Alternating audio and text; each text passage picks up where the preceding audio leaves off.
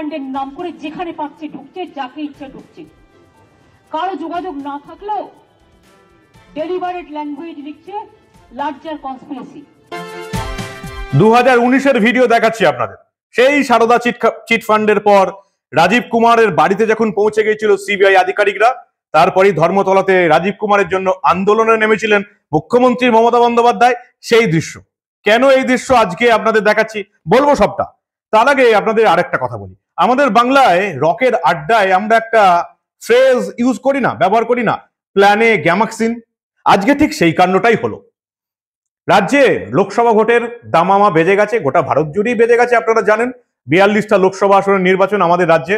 মমতা বন্দ্যোপাধ্যায় ভেবেছিলেন রাজ্য পুলিশের ডিজি, ডিরেক্টর জেনারেল করে দিয়ে রাজীব কুমারকে, সেই রাজীব কুমার যার জন্য ধর্মতলায় সারদা কাণ্ডের পর আন্দোলনে বসেছিলেন, ধর্নায় বসেছিলেন মমতা বন্দ্যোপাধ্যায়, সেই রাজীব কুমারকে নিয়ে এবারের লোকসভা ভোটটা আমি পুরোপুরি প্ল্যান করব। কিন্তু সেই প্ল্যান একেবারে চটকে দিল নির্বাচন কমিশন। প্ল্যানে পুরো জল ঢেলে দিয়েছে নির্বাচন কমিশন। রাজীব কুমারকে সরিয়ে দিতে হবে আজকেই। রাজ্য পুলিশের ডিজির পদ থেকে আজকেই রাজীব কুমারকে সরিয়ে দিতে হবে, কেন্দ্রীয় নির্বাচন কমিশন নির্দেশ পাঠিয়ে দিয়েছে। আর কি হলো, কিভাবে নির্দেশ পাঠালো, কাকে ডিজি করা হবে, সবটা শোনাবো এই গুরুত্বপূর্ণ প্রতিবেদন। শেষ অবধি দেখুন। আমি মানব, দ্য নিউজ বাংলায় আপনাদের স্বাগত জানাচ্ছি। ডিসেম্বরে রাজীব কুমারকে রাজ্য পুলিশের ডিজি হিসেবে নিয়োগ করেন মুখ্যমন্ত্রী মমতা বন্দ্যোপাধ্যায়। ডিসেম্বরেই নিয়োগ করা হলো, কারণ তিনিও জানতেন যে এপ্রিল মেতেই ভোট হবে, আর রাজীব কুমারকে পুলিশের ডিরেক্টর জেনারেল করেই ভোটটা করাবো, এমনটাই স্থির করে রেখেছিলেন মমতা বন্দ্যোপাধ্যায়। আপাতত সেই ফোন দিতে জল ঢেলে দিয়েছে নির্বাচন কমিশন। কেন্দ্রীয় নির্বাচন কমিশন পরিষ্কার রাজ্যের মুখ্য সচিব বিপি গোপালিকাকে চিঠি দিয়ে জানিয়ে দিয়েছে রাজীব কুমারকে আজকেই সরিয়ে দিতে হবে। 18ই মার্চ ইলেকশন কমিশনের সেই নির্দেশ চলে এলো নবান্নে। বিপি গোপালিকা মুখ্য সচিবের কাছে সেই নির্দেশ চলে এসছে এবং সেখানে পরিষ্কার বলা হচ্ছে যে Shri Rajeev Kumar IPS, director general and inspector general of police west Bengal be shifted to a non election related post with immediate effect.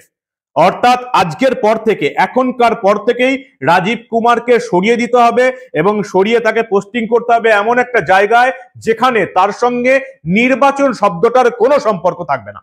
2 নম্বর কি আছে, the charge of Sri Rajiv Kumar IPS be given to a next senior officer in the police headquarters till posting of new director general and inspector general of police West Bengal। Rajib কুমারকে সরিয়ে দিতে হবে এবং সঙ্গে সঙ্গে রাজীব কুমারের নিচেই যে সিনিয়র আধিকারিক আছেন তাকে ডিরেক্টর জেনারেল বানাতে হবে আজকেই, এই মুহূর্তে পরিষ্কার জানিয়ে দেওয়া হয়েছে। এবং তারপরেই যেটা জানানো হয়েছে যে 5টার মধ্যেই কিন্তু নির্বাচন কমিশনে 3 জনের এলিজিবল অফিসার, পুলিশ অফিসারের নাম দিতে হবে director general and inspector general of পুলিশের পদে। অর্থাৎ ডিজি পদে 3 জনকে নাম দিতে হবে রাজ্য সরকারকে ইলেকশন কমিশনের কাছে। ইলেকশন কমিশন থেকে ঠিক করে দেওয়া হবে আপাতত ভোটের সময় রাজ্যের রাজ্যের ডিরেক্টর জেনারেল কে হবেন। অর্থাৎ পুরো ভোটটা একজন নতুন ডিজির আন্ডারে দেখতে চলেছে আমাদের রাজ্য। আমরা জানি যে মমতা বন্দ্যোপাধ্যায় এই নির্দেশ মানতে বাধ্য হবেন এবং যেদিন ভোটটা শেষ হবে, রেজাল্ট বেরোবে, তার 1-2 দিনের মধ্যে নির্বাচন কমিশন যখন তার পুরো ক্ষমতা রাজ্য সরকারকে হস্তান্তর করে দেবে, সেই দিনই মমতা বন্দ্যোপাধ্যায় আগে রাজীব কুমারকে ডিজি পদে ফিরিয়ে আনবেন। এমন ঘটনা আমরা অনেক দেখেছি, কিন্তু আপাতত রাজীব কুমারকে সরে যেতে হচ্ছে। তার আন্ডারে নির্বাচন করাবে না কেন্দ্রীয় নির্বাচন কমিশন। বিপি গোপালিকাকে চিঠি পাঠিয়ে দিয়েছে, রাজীব কুমারকে আজকে ইমিডিয়েট এফেক্টে সরিয়ে দেওয়া হলো। নতুন ডিজি কে হবেন তার জন্য আজকে আমরা 5টার মধ্যে অপেক্ষা করতে হবে। রাজ্য সরকার 3 জন পুলিশ অফিসারের নাম পাঠাবে, সেখান থেকে নির্বাচন কমিশন একজনকে বেছে নেবে। শুধু কি বাংলার ক্ষেত্রে হয়েছে? একদম না। আমরা যেটুকু দেখতে পাচ্ছি এখন অব্দি, যেটুকু খবর, গুজরাট, উত্তরপ্রদেশ, বিহার, ঝাড়খণ্ড, হিমাচল প্রদেশ, উত্তরাখণ্ডের স্বরাষ্ট্র সচিবকেও অপসারণের নির্দেশ দেয়া হলো। মিজোরাম, হিমাচল প্রদেশের জেনারেল অ্যাডমিনিস্ট্রেটিভ ডিপার্টমেন্টের সচিবকেও সরানোর নির্দেশ দিয়েছে নির্বাচন কমিশন। রাজ্যের নামগুলো আরো একবার ভালো করে শুনুন। আমি জানি এই খবর আসার পর যখনই তৃণমূল প্রেস কনফারেন্স করতে আসবে তখনই নির্বাচন কমিশনকে বিজেপির দালাল বলে দাগিয়ে দেবে, কিন্তু রাজ্যের নামগুলো ভালো করে শুনুন। গুজরাট, যেখানে বিজেপির সরকার আছে, উত্তরপ্রদেশ বিজেপির সরকার আছে, বিহার বিজেপির জোট সরকারের সরকার আছে, ঝাড়খণ্ড বিজেপির সরকার আছে, হিমাচল প্রদেশ, উত্তরাখণ্ড এই সব রাজ্যের স্বরাষ্ট্র সচিবকেও সরিয়ে দেবার নির্দেশ দেওয়া হয়েছে। অর্থাৎ যোগী রাজ্যেও এবং গুজরাতেও স্বরাষ্ট্র সচিবকে সরিয়ে দিয়েছে নির্বাচন কমিশন। তাই তৃণমূল যদি অভিযোগ করে যে নির্বাচন কমিশন বিজেপির দালাল, কারণ তারা করবেই। মমতার প্রিয় পাত্র রাজীব কুমারকে সরিয়ে দিয়েছে নির্বাচন কমিশন, আর তৃণমূলের মুখপাত্ররা দেবাংশু ভট্টাচার্য আর কুণাল ঘোষ সাংবাদিক সম্মেলন করে নির্বাচন কমিশনকে দালাল বলবে না, এটা হতেই পারে না, বলবেই। এবং সেই জন্যই আপনাদের এই উদাহরণগুলো দিলাম। গুজরাট, উত্তরপ্রদেশ, বিহার, ঝাড়খণ্ড, হিমাচল প্রদেশ, উত্তরাখণ্ডের স্বরাষ্ট্র সচিবকে সরিয়ে দেওয়া হয়েছে এবং মিজোরাম, হিমাচল প্রদেশের জেনারেল অ্যাডমিনিস্ট্রেটিভ ডিপার্টমেন্টের সচিবকেও সরিয়ে দেওয়া হয়েছে। আর আমাদের মুখ্য সচিব বিপি গোপালিকাকে নির্বাচন কমিশন রাজীব কুমারকে সরিয়ে দেওয়ার চিঠি পাঠিয়ে দিয়েছে। আজকে এখনকার পর থেকেই রাজীব কুমার ডিজি থাকছেন না। রাজীব কুমার যে ছবি দিয়ে শুরু করেছিলাম, ধর্মতলায় সেই ধর্ণা, রাজীব কুমারের বিরুদ্ধে সিবিআই এখনো অভিযোগ রয়েছে। সেই অভিযোগ এখনো সুপ্রিম কোর্ট, আমাদের হাইকোর্টে মামলা চলছে। রাজীব কুমার সারদা কেসে সমস্ত তথ্য প্রমাণ লোপাট করে দিয়ে তৃণমূলকে বাঁচিয়ে দিয়েছেন একাই। সেই রাজীব কুমারকে আমরা দেখেছিলাম সিবিআই তদন্ত এই ধরে ওই ধরে, পরবর্তীকালে তার বিরুদ্ধে রিপোর্ট হয়, কোর্টে কেস হয়। সেই রাজীব কুমারের বিরুদ্ধে এখনো সিবিআই কেস চালাচ্ছে সারদা কেসে সবকিছু তথ্য প্রমাণ লোপাট করে দেওয়ার অভিযোগে। কলকাতা হাইকোর্ট থেকে আগাম জামিনও নিতে হয়েছিল রাজীবকে। ধর্মতলায় ধর্ণা দিয়েছিলেন মুখ্যমন্ত্রী মমতা বন্দ্যোপাধ্যায়। পরবর্তীকালে আমরা দেখলাম ডিসেম্বরে রাজ্য পুলিশের নতুন ডিজি করে মমতা বন্দ্যোপাধ্যায় সেই রাজীব কুমারকে নিয়ে এলেন। এর আগেও রাজীব কুমারকে 2016 সালের বিধানসভা নির্বাচনের আগে রাজীব কুমারকে তার পোস্ট থেকে সরিয়ে দিয়েছিল নির্বাচন কমিশন। তাকে আবার 2019-এর লোকসভা ভোট ঘোষণার পর রাজীব কুমারকে ডেপুটেশনে দিল্লি পাঠিয়ে দেওয়া হয়েছিল। পরবর্তীকালে রাজীব দীর্ঘদিন ধরে ছিলেন কেন্দ্রীয় তথ্য প্রযুক্তি দপ্তরের সচিব।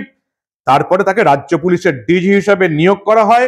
কিন্তু রাজ্য পুলিশের ডিজি রাজীব কুমারকে দিয়ে মমতা বন্দ্যোপাধ্যায় ভোট করাতে পারছেন না, তাকে সরিয়ে দিল নির্বাচন কমিশন। কিন্তু এই প্রতিবেদন শেষ করার আগেই আমাদের কাছে এসে গেছে তৃণমূলের বক্তব্য। ওই যে বলেছিলাম না প্রতিবেদনের শুরুতে, যে তৃণমূলের তরফ থেকে গুজরাট বা উত্তরপ্রদেশের সচিবদের সরিয়ে দেওয়ার কথা ভাববেই না। যেই রাজীব কুমারকে সরানো হবে, সঙ্গে সঙ্গে রে করে তৃণমূলের মুখপাত্ররা নেমে পড়বে, নির্বাচন কমিশনকে বিজেপির দালাল বলে দেখে দেবে। যেটা আমি এই প্রতিবেদনের শুরুতে ঘোষণা করেছিলাম, ঠিক এই প্রতিবেদন চলার সময় আমার কাছে খবর এলো তৃণমূলের তরফ থেকে প্রেস কনফারেন্স করা হয়েছে। কি বলা হলো শুনে নিন আপনারা। আমরা এটুকু বলতে পারি যে বিজেপি সমস্ত এই ধরনের প্রতিষ্ঠানগুলোকে দখল করতে চাইছে। তারা এজেন্সিগুলো দখল নিয়েছে, তারা বিভিন্ন অন্যান্য সংস্থার দখল নিয়ে নিচ্ছে। নির্বাচন কমিশন সেখানে যেভাবে বিচার বিভাগের শীর্ষ প্রতিনিধিকে সরিয়ে নিজেদের লোক বসাবার তারা ব্যবস্থাপনা করে নিয়েছে, ফলে বিজেপি পুরোদস্তুর চাইছে এই ধরনের স্বাধীন সংস্থাগুলিকে তারা দখলদারিতে নিয়ে এসে তাদের নিজস্ব এজেন্ডা, তাদের দলের কর্মসূচি, তাদের দলের যে সুবিধা হলে কিসে হয় সেই ধরনের কাজ করতে চাইছে ভারতীয় জনতা পার্টি। ফলে ইলেকশন ঘোষণার পর প্রথমেই জাতীয় নির্বাচন কমিশনের তরফ থেকে যে পদক্ষেপ দেখা গেল, তাতে আমরা এইটুকুই বলতে পারি আপাতত যে বিজেপি সবকটি এই ধরনের সংস্থাকে দখল করে নিজের স্বার্থে ব্যবহার করার যে প্রক্রিয়া বিজেপি নিয়েছে তারই প্রতিফলন আমরা দেখতে পেয়েছি। সেই ধর্মতলার বিখ্যাত ধর্ণা, রাজীব কুমারের জন্য ধর্ণা দিয়েছেন মুখ্যমন্ত্রী। কুণাল ঘোষ তো বলেই দিলেন নির্বাচন কমিশন বিজেপির দালাল। কিন্তু কুণাল ঘোষকে কেউ একজন জিজ্ঞাসা করবে যে নির্বাচন কমিশন যদি বিজেপির দালাল হয়, তাহলে বিজেপি শাসিত রাজ্য গুজরাট, উত্তরপ্রদেশ, বিহার, ঝাড়খণ্ড এসব রাজ্যগুলো থেকে কেন স্বরাষ্ট্র সচিবকে সরিয়ে দেওয়া হলো? এই প্রশ্নের জবাব কি কুণালের কাছে আছে? নেই। এরা শুধু বাংলার মানুষকে ভুল বুঝিয়ে যাবে, যেটা আবার আমরা হতে দেব না। মানুষকে ভুল বোঝাতে আর দেব না। নবান্নের বিজ্ঞাপন বা মিডিয়া দিয়ে এই বাংলার মানুষকে ভুল বোঝাতে দেব না, কারণ আমরা এই ধরনের কোনো ঘটনা চেপে রাখতে দেব না।